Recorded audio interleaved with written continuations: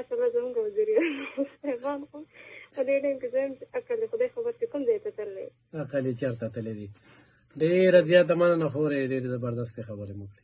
چې د هغو د کور د شهیدان شي بیا به ټوکې مسخرې دغه نه کې زما او ستا وروڼه او بچي شهیدان کېږي، تکلیف موږ ته را رسي او هغه موږ ته د احساس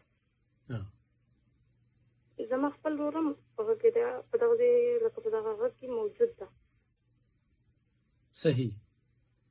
نو د بل مرغومونږ نن غم قتل نو بجلۍ د وجې دلته مسله لکه تاسو څنګه خبره وکړه چې قبایلي ضلعو کې هغوی چې قبایلي ضلعو کې ترقۍ په هغه باندې لکه هغه ورکول پکار د توجه که نه دلته کې د بجلۍ حالات چې څنګه دي قبایلي ضلعو کې لا د تعلیم حالات یا موږ د روډ وغیره حالات واقعیت وګورو بھائی جان که نه جی جی د نش برابر دي. دا کومه خورې کومه علاقې نه خبرې کوي؟ جی جناکوړ منډي. صحیح. او بلکې چې دلته کې د هغه د صحت په حوالې سره ورپسې نو چې د دې ځای نه لکه مریض رسوي هسپتال پورې نو هغه به مړ وي زه وایم. صحیح.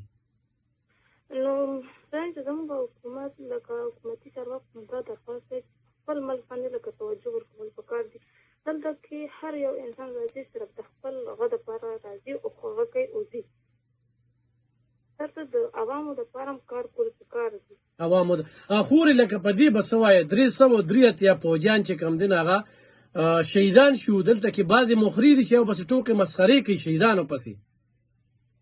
شهیدان دا خو د هغو په کور کې داسې نه دي چې د هغو د کور د شهیدان شي بیا به ټوکې مسخرې دغه نه کې زما او ستا وروڼه او بچي شهیدان کېږي، تکلیف موږ ته را رسي او هغه موږ ته د احساس زما خپل ورور هم هغه کې په دغه ځای لکه په دغه غږ کې موجود ده. صحیح. نو دغه ټیم کې په لکه خدای دې نه کړي خدای دې نه کړي دغه شهیدانو دغه خلک ورپسې د هغوی لکه څنګه چې دلته کې دا 9 مای واقعاتو شو د شهیدانو مجسمې یې اوچتې کړې وې که نه نو لکه دغه شانتې خلک چې اوس په افغانستان کې ترهګرۍ منصوبې جوړېږي زموږ د صوبې دپاره په هغې چې کوم دی نو حمله وشي دلته کې زموږ خلک یې مزاحمت کوي دلته کې مخري دي. بس جان څه ووایي د دوی په باره کې موږ وایي چې د دوی عقل چېرته لا دی په دې ټایم کې. زه خو په دې ټایم کې سوچ کوم چې دې وخت کې خو به ماشوم هم وایي چې دا کار صحیح ده دا غلط. نو ماشاءالله زموږ وزیر صاحبان خو په دې ټایم کې زم عقل خدای خبر چې کوم ځای ته تللی عقل یې چېرته تللی دي. ډېره زیاته مننه خورې، ډېرې زبردستې خبرې مو کړې. جی مهرباني. ډېره مهرباني ډېره مننه.